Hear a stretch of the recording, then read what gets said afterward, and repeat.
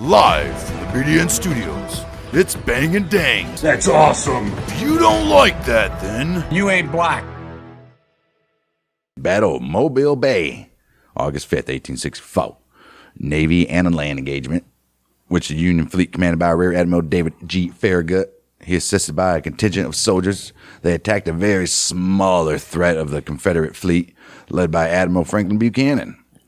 The three forts at this entrance of the Mobile Bay: Morgan, Gaines, and Powell. Those are your forts. City of Mobile, situated near the head of the Mobile Bay, where a natural... How many times I got to fucking say that word? Where a natural harbor is formed by the meeting of the Mobile and the Tensas rivers. All right. The bay is about 33 miles long. The lower bay is about 23 miles at its greatest width. That's a long way. It is deep enough to accommodate ocean-going vessels in the lower half without dredging. Nice. Above the mouth of the Dog River, the water becomes shoal, preventing deep draft vessels from approaching the city. You think it's still like that? They probably dredged it now. I would have to think so, right? Well, the mouth of the bay is marked on the east by a long, narrow peninsula of sand, Mobile Point, that separates Bon Secour Bay, where the Bon Secour River enters the larger bay from the Gulf. The point ends at the main channel into Mobile Bay, and here the United States government erected a pre-war fort to shield Mobile from enemy fleets. All right. Well, across the entrance, the line of the peninsula is continued into a series of barrier islands, beginning with Dauphin Island, Dauphin, not Dolphin, Dauphin. Northwest of Dauphin Island is Little Dauphin Island, then a series of minor islands that are interrupted by a secondary entrance to the bay, which is Grant's Pass. A few other small islands and shoals lie to the south of Dauphin Island, defining the main channel for as much as 10 miles south of the entrance. Okay, a little geology for you guys. Right. Well, rather early in the war, the Confederate government decided not to defend its entire coastline, but rather to concentrate its efforts on a few of its most important ports. Yeah, you really don't have that much people to do the whole coastline. Right. Following the loss of islands in April of 1862, the old rebel army was screwed. Mobile became the only major port in the eastern Gulf of Mexico that needed to be defended. The city subsequently became the center of blockade running on the Gulf. Bet. Most of the trade between the Confederacy, Havana, and the Caribbean ports passed through Mobile. A few attempts were mounted to break the blockade, but they were not large enough to even have a lasting impact.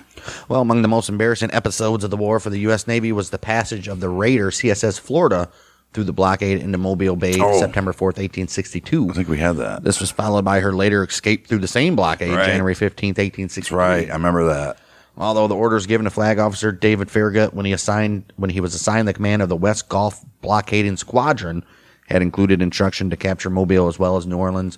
The early diversion of the squadron into the campaign for the lower Mississippi meant that the city and its harbor could not receive full attention until after the fall of Vicksburg, July 1863. Right. They weren't saying you better take Nolens and then hurry up and take Mobile. That wasn't happening. Well, preferably sooner rather than later, I would assume, though. Yeah, but... wow. Given respite by the Union strategy, the old rebel army improved the defenses of Mobile Bay by strengthening Fort Morgan and also strengthening Fort Gaines at the entrance to the bay. Well, that would seem something that you should do, yeah. Also, they set up Fort Powell, a smaller work that guarded the Grants Pass channel. Grants Pass was also obstructed by a set of piles and other stuff. Impediments, yes. Which had the effect of diverting the tidal flow to Huron Pass. All right, well, let's take a look at the old Confederate defenses. First up on land, Mobile and Mobile Bay were within the Department of Alabama, Mississippi, and East Louisiana, led by Major General Dabney Maury. Although Mobile was the site of the department headquarters, Maury did not exercise immediate command of the forts at the entrance to the bay, and he was not present during the battle and ensuing siege. Why not? Because he had a talk show to do. Right. You are not the father. You are not the Major General. Right. Local command was entrusted instead to Brigadier General. Wait, he's Richard a Major Page. General, and we've never heard him before. Well, it was because we might have. Where was he at? I'm sure we had a couple of battles with old Dabney Maury. Yeah, I would remember. I feel like we've made the Maury joke already before. Right. He was in the Pea Ridge. No, when the war began, he was Adjutant General, Santa Fe. Hearing the news of the fire on Fort Sumter, he resigned from the United States. Traveled back to. He was a colonel. He was at Pea Ridge. He led a division at the Battle of Corinth. Participated in army operations around Vicksburg and in the defense of Mobile. Yeah, that's it. So now this is his start. I feel like we definitely heard of him at Pea Ridge or Corinth. Maybe. For sure. Okay. All right. Major General Maury. Yeah, the local command was instead entrusted to Brigadier General Richard Page. Primary contribution of the Confederate Army to the defense of Mobile Bay was 3 forts, which we already know. All right. Fort Morgan dates back to 1834. Well, the fort mounted 46 guns, of which 11 were rifled. Its garrison numbered about 600 men. Damn, that's actually a decent fort there. Across the main channel from Fort Morgan on Dauphin Island was Fort Gaines. 26 guns was there, with a garrison of about 600. When Page was not present, command of the fort fell to Colonel Charles Anderson. At the western end of the bay was Fort Powell, the smallest of the three. 18 guns, about 140 men. It was commanded in Page's absence by Lieutenant Colonel James M. Williams. All right. All 3 forts were flawed in that their guns were unprotected against fire from the rear. In addition, Fort Powell and Gaines lacked adequate traverses. The raw numbers of troops available do not indicate how effectively they would fight. The war was already winding down.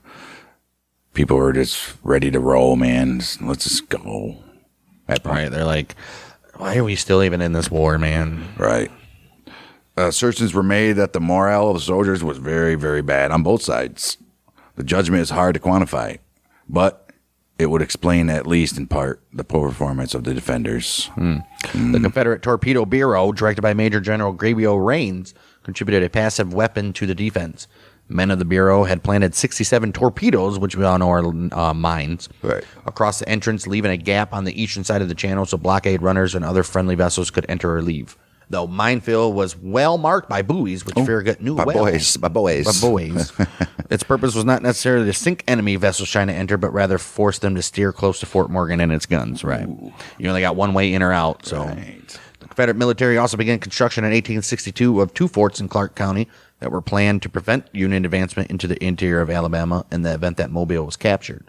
These forts, known as Fort Stonewall and Fort Sidney Johnston, also provided protection to the salt works in Clark County, the Selma Naval Ordnance Works, and Montgomery. Fantastic. Wow. Yeah, you can't go to the salt works. Well, the old Rebel Navy, they used the time they were given to improve the defense. 3 small sidewheel gunboats of traditional type were stationed in the bay. You had the CSS Selma carrying 4 guns. You had the CSS Morgan with 6 guns, and also the CSS Gaines with also 6 guns. In addition to these was the ironclad ram CSS Tennessee, still chilling, huh? Which, though carrying only 6 guns, was a far more impressive fight machine by virtue of her armor. The Tennessee had been built on the Alabama River near the town of Selma. Her guns were prepared under the direction of Commander Catesby Ap Rogers Jones, who had commanded the CSS Virginia, which is the ex-USS Merrimack, if you guys know about that.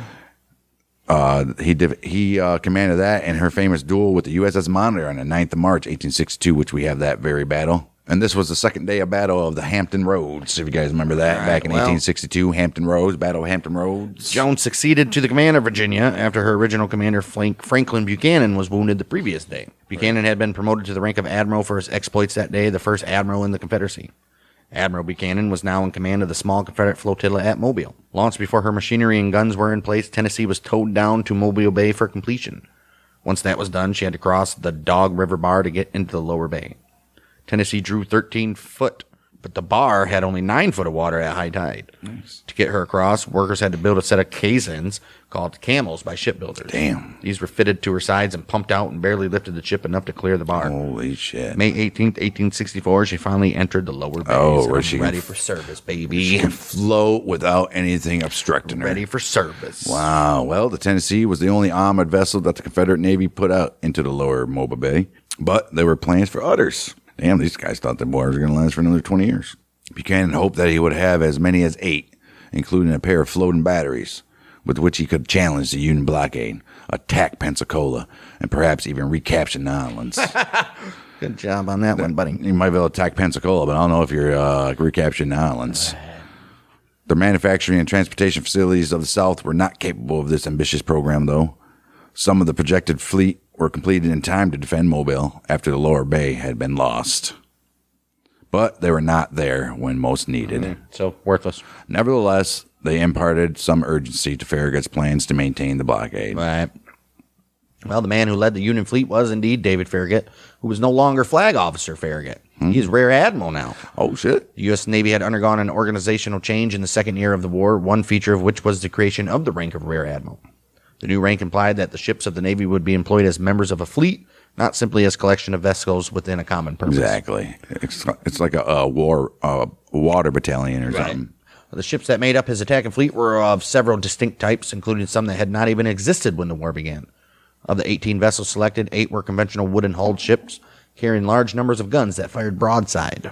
4 of these ships had been with the West Gulf Blockading Squadron from the very start, which is the flagship Hartford, Brooklyn, Richmond, and Oneida. Right. And they all had fought in its battles on the Mississippi. Oh, look at that. It's been fighting on the Mississippi. Ain't even been on the bay, huh? That's cool. 2 smaller gunboats had likewise been with Farragut since the capture of New Orleans, which was Kennebec and Itasca. Galena was now very much like the others, but she had begun life as an experimental ironclad. Her armor had been found to be more hindrance than help, so it was removed. 3 were double-enders, which were the Octorara, the Metacomet, and the Port Royal, a type of warship that had been developed during the war to navigate the tortuous channels of the interior rivers. Oh, there's like a little guy there. Well, finally, 4 were representatives of the new Navy, ironclad monitors. Of these, Manhattan and Tecumseh were improved versions of the original Monitor, featuring 2 large guns and a single turret. Right. The Chickasaw and Winnebago were twin-turreted river monitors of light draft, each mounted 4 guns that were smaller than those carried by the other 2. Whatever, man. They're boats. Right. They got guns. Army cooperation was needed to take in. Oh, no. Now they want the Army to help. Before, they guys didn't want nothing to do with each other. All right. Army cooperation was needed to take and hold the enemy forts. The commander of the military division of West Mississippi was Major General Edward Richard Sprigg Canby. Too many names, guy. Right. He was a career soldier with whom Farragut worked in planning the attack on Mobile. He calculated that 5,000 soldiers could be taken from other responsibilities in the division, enough to effect a landing behind Fort Morgan and cut it off from communication with Mobile. Their plans were undercut, however, when General-in-Chief Ulysses S. Grant made an urgent call for troops to be sent to the Virginia Theater, then entering its critical phase. All right, well, Grant's like, I got some more important shit over here, boys. Right. Canby then believed he could spare no more than 2,000 men, not enough to invest the largest fort, but enough to take Dauphin Island, and thereby secure contact between the fleet inside the bay and their support in the Gulf. Canby and Farragut recognized they would not be able to threaten Mobile, but possession of the lower bay would be of great enough use to the blockading fleet that the projected attack should not be canceled. Communication would be necessary between the fleet and the landing force, so Canby suggested that a contingent of his signal corpsmen be distributed among the major ships of Farragut's attacking force. Yeah, we need to know our little signs and stuff, you know? Right. Farragut accepted that offer. I would hope so. Right. This almost casual mingling of the services was found quite useful during the battle. Hey. Funny how it could happen. They're like, that. Shit, really? That's how it could go? Right. Why didn't we do this every time? Damn. 3rd of August, 1864. 1,500 men landed approximately 15 miles west of the fort in preparation of the siege of Fort Gaines, while under protection from one of Farragut's flotillas. The troops consisted of infantry detachments from the 77th Illinois Volunteer Infantry, 34th Iowa Volunteer, the 96th Ohio. I don't even know where I got a 7 on there. Right. 96 Ohio, and the 3rd Maryland Volunteer Cavalry, with General Gordon Granger as commander. The troops then marched toward Fort Gaines on a mission ready to row. Evening of August 4th, they entrenched and formed their skirmish lines less than a half a mile away from the fort. Ooh-wee. The Army landing force under Granger was ready to launch the attack August 3rd, but Farragut wanted to wait for his 4th monitor, the USS Tecumseh, which is expected at any moment, but delayed at Pensacola. Man, that's just waiting too long. Right. The Admiral almost decided to proceed with only 3 monitors, and the Army went ashore on the Dauphin Island, acting under a misapprehension of naval intentions. The fleet was not ready to move yet, so the defenders were able to rush additional forces to Fort Gaines. After the battle, Farragut concluded that the delay had actually worked to the advantage of the federal forces, as the reinforcements were not great enough to have any effect on the battle, but they were included in the surrender.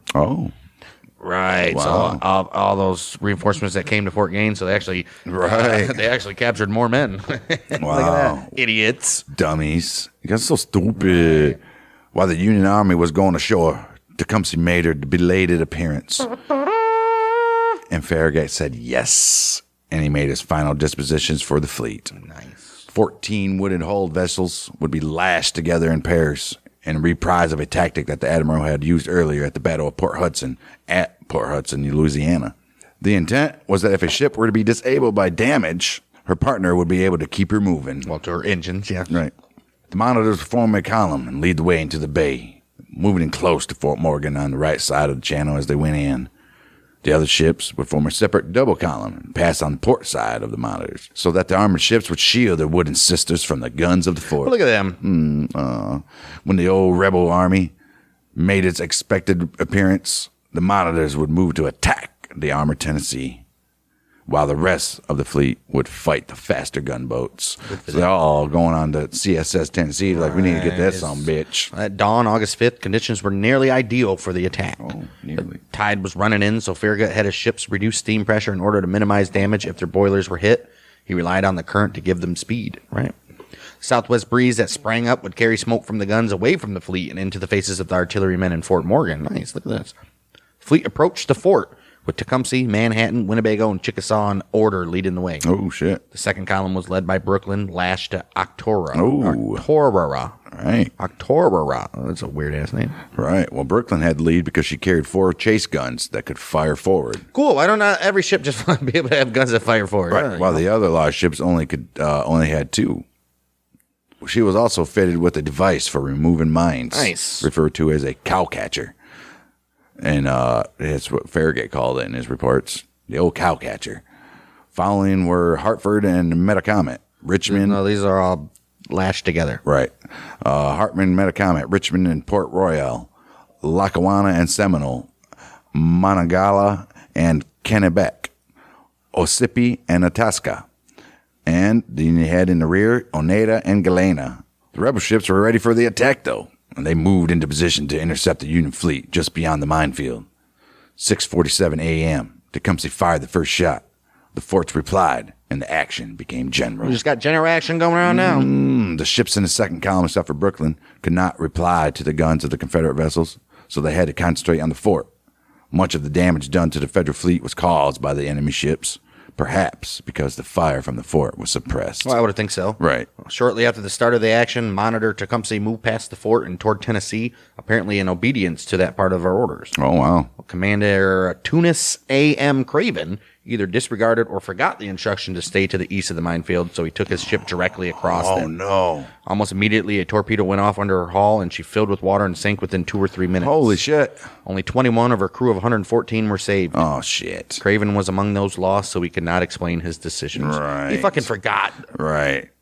Captain James Alden of Brooklyn was apparently confused as well by conflicting orders to stay on the port side and to stay to the right of the minefield. So he needed to stay on the port side of the monitors and to the right of the minefield.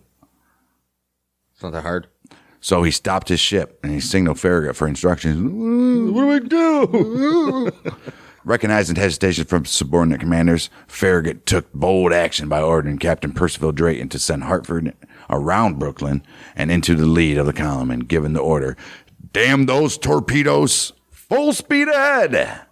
Well, damn the torpedoes, yeah. Right. That's the famous saying, as well as, isn't the Damn the Torpedoes a movie too? Might be. Or Damn the Yankees. That was Damn Yankees. The Damn Yankees is a rock band. Is there a Damn the Torpedoes too, or something? Might be. This took the ship into the torpedoes that had just sank Tecumseh, but Farragut was confident that most of his team had been, or most of them, the torpedoes had been submerged too long to be effective. Right. His gamble paid off, and the entire column of 14 warships passed through unharmed. Damn, the Tecumseh got the one that was actually able to do anything. Damn, that's Several Union sailors reported hearing clicks of torpedo detonators when passing through, but bet. they knew nothing. No.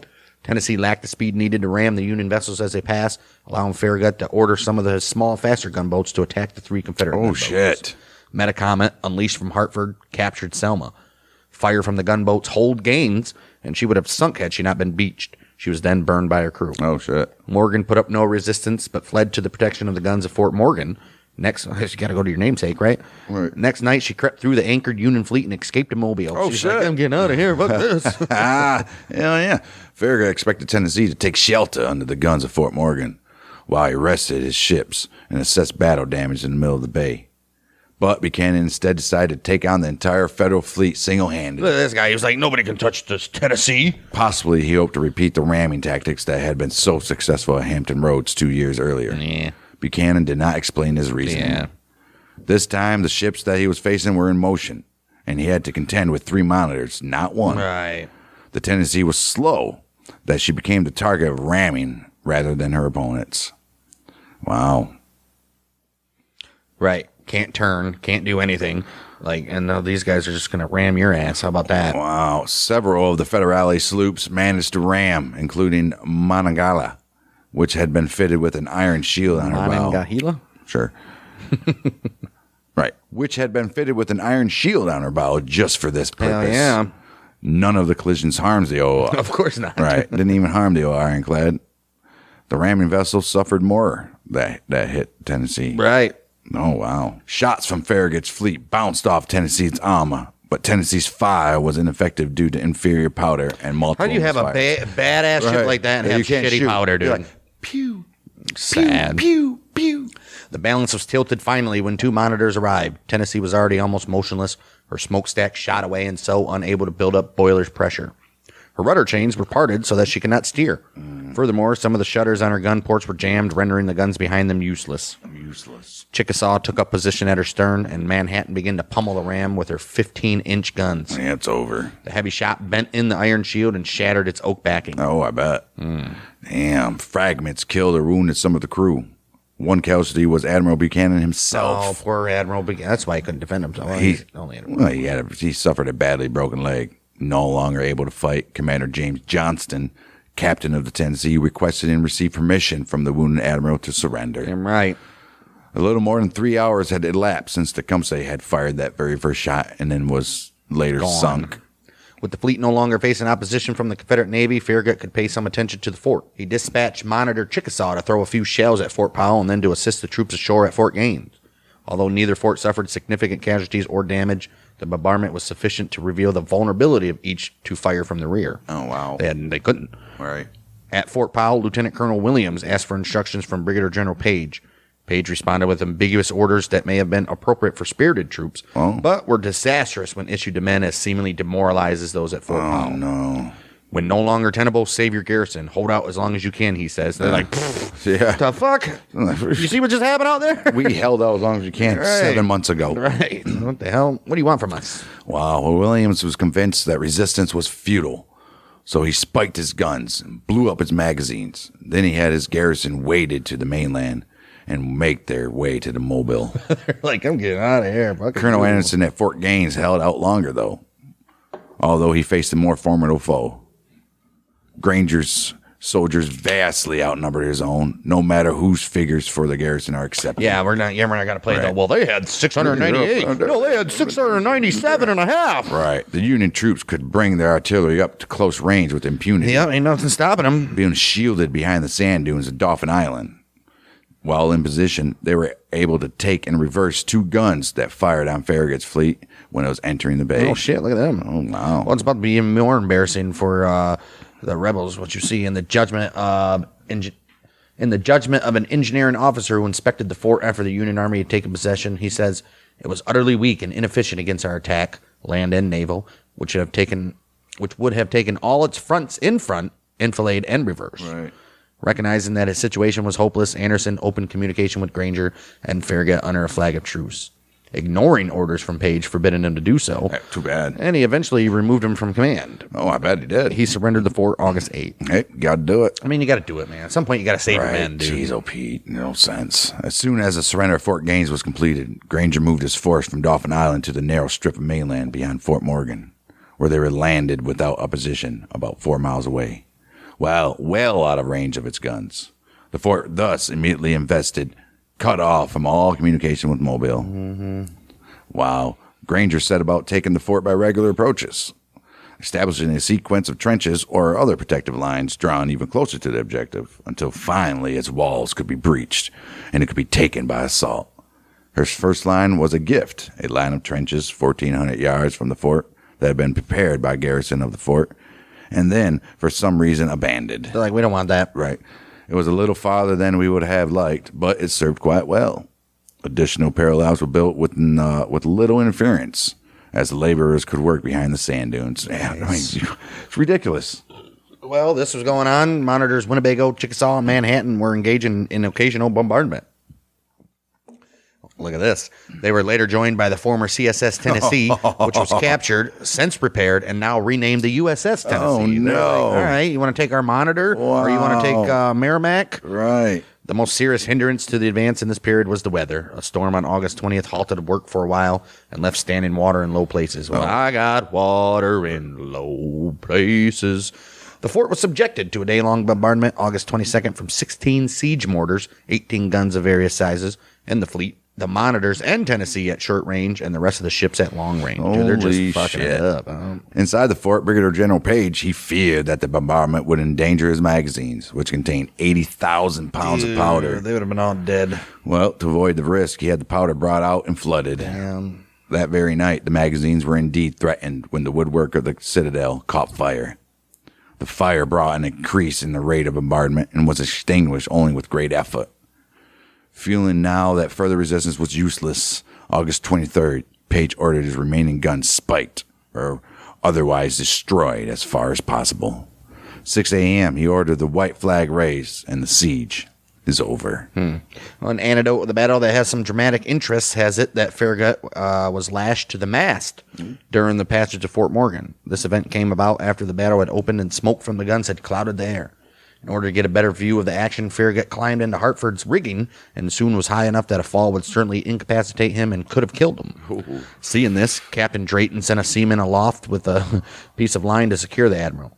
He demurred, saying, "Never mind, I am all right." But the sailor obeyed his captain's orders, tying one end of the line to a forward shroud, then all around the Admiral and to the after shroud. Damn right. Later, when CSS Tennessee made her unsupported attack on the Federal fleet, Farragut climbed into the mizzen rigging. Jeez, he's just everywhere. Still concerned for his safety, Captain Drayton had Flag Lieutenant J. Crittenden Watson tie him to the rigging again. Thus, the Admiral had been tied to the rigging twice in the course of the battle. Dude's way up there. Right. Holy shit. You're here. Or he's Lieutenant Dan. Right. Oh. You ain't got no legs, Lieutenant Dan. Most popular accounts of the battle related that Brooklyn slowed when Tecumseh crossed her path, and Farragut asked why she was not moving ahead. The reply came back that naval mines, then called torpedoes, were in her path, to which he allegedly replied this: "Damn the torpedoes!" The story did not appear in print until several years later, and some historians question whether it even happened at all. Some forms of the story are highly unlikely. The most widespread is the shouted to Brooklyn, "Damn the torpedoes, go ahead!" Well, men present at the battle doubted that any such verbal communication could be heard above the din of the guns. Right. More likely, if it did happen, is that he said to the captain of Hartford, "Damn the torpedoes, 4 bells, Captain Drayton." Or he said, "Oh shit, we're getting fucked up." Right. Then he shouted to the commander of the Metacomet, lashed to Hartford's side, "Go ahead, Jewett." Full speed. Jewett, I guess. Jewett. The words have been altered in time to more familiar, "Damn the torpedoes, full speed ahead." Man, right. Get the hell out of here. So maybe you did say it. We don't know. Maybe prior to this very battle, the Army and the Navy used completely different signals. Right, which is kind of stupid. But right. The Navy used a cumbersome system of colored flags that would impart messages that would be decoded, whereas the Army was experimenting with a far simpler wigwag system recently developed by Colonel Albert Meyer in order to communicate with Army forces ashore after the fleet was safely inside Mobile Bay. Several members of the fledgling Signal Corps were put on the major ships of Farragut's, obviously. They were expected to stay out of the way until they were needed. Those on Hartford, for example, were assigned to assist the surgeon, so they were stationed below decks. Yeah, good for them. Like, you just get out of here. Well, when Brooklyn encountered her difficulties with Tecumseh in the minefield, Captain Avery of Brooklyn wanted a clarification of his orders more rapidly than could be done with Navy signals, so he asked his Army representatives to relay his question to the flagship. No. In order to read the message, the Signal Corps men of Hartford were brought up from below, and they stayed up through the rest of the fight. Their contribution was acknowledged by Farragut. I bet it was. Good, better be. Yeah. After General Page surrendered Fort Morgan, the victors found that all the fort's guns had been spiked, and the gun carriages and other supplies were destroyed. Some believed that much of the damage had been done while the white flag was flying, in violation of rules of war, as they were then understood. Yeah, man, once you surrender, everything in there, you fucking just stop. The belief of this was so strong that Canby made a formal accusation, and Page was tried in New Orleans by a 3-man council of war to consider the charges. After reviewing the evidence, the court found him not guilty. Whatever. Come on. The Battle of Mobile Bay was not bloody by standards set by the armies of the Civil War, but it was by naval standards. Yes. It was only marginally, if at all, less bloody than the Battle of Forts Jackson and St. Phillips and the Battle of Hampton Roads. Okay. The Federal fleet had lost 150 men killed, 170 wounded. On the Confederate ships, only 12 were dead and 19 wounded. Wow. Well, Right. Most of those were on the Tecumseh. Right. Union Army losses were very light. In the siege of Fort Morgan, only 1 man was killed, 7 wounded. Wow. Bad. Confederate losses, though not stated explicitly, seem to have been only slightly greater. Right. The continued presence of a Union Army force near Mobile constrained the Confederate Army in its last desperate campaigns. Maury realized that the numbers opposite him were inadequate for an attack, Right. but the loss of Mobile would have been such a severe blow to the public mood that he would not send his guns or spare troops to support other missions. He's like, no, man, we need Mobile. Right. Versus everybody, we got staying here. Holy shit. This was particularly important to Major General William T. Sherman, who was at this time engaged in the Atlanta campaign, as we all know. Because Mobile remained unconquered, the significance of Farragut's victory initially had little effect on Northern public opinion. Whatever. As time passed and a sequence of other Union victories seemed to show that the war was winding down, the battle began to loom larger. Right. They're like, well, maybe what he did here was actually good. Well, when Atlanta fell, in the words of historian James McPherson, in retrospect, the victory at Mobile Bay suddenly took on new importance as the first blow of a lethal 1-2 punch. Yes, sir. The dispersal of Northern gloom assured President Abraham Lincoln's reelection and what was regarded as a referendum on continuation of the war. Right. With the capture of Fort Morgan, the campaign for the lower Mobile Bay was complete. Canby and Farragut had already decided before the first landings on Dauphin Island that the Army could not provide enough men to attack Mobile itself. Furthermore, the Dog River bar that had impeded bringing Tennessee down now prevented Farragut's fleet from going up. Oh. Mobile did come under combined Army-Navy attack, but only in March and April of 1865. Oh, wow. After Farragut had been replaced, we'll see why later, by Rear Admiral Henry K. Thatcher. The city finally did fall in the last days of the war. A number of Civil War-era shipwrecks from the battle and its aftermath remain into the bay, into the present, which include American Diver, coming up in the river and you're not going to return. Right. The CSS Gaines, the CSS Huntsville, the USS Philippi, the CSS Phoenix, the USS Rodolph, USS Tecumseh, and the CSS Tuscaloosa Nice. That'd be nice to go. are all still down there. That'd be nice to go dive and look that up. Don't worry, guys. Once we're done with all the battles, we will be having episodes about Civil War shipwrecks as well, because there's a lot of them, especially the Tecumseh, which they went down there and discovered some stuff. I bet. When it sank, it flipped capsize, and it's resting in 30 feet of water upside down. Right. So It's fantastic.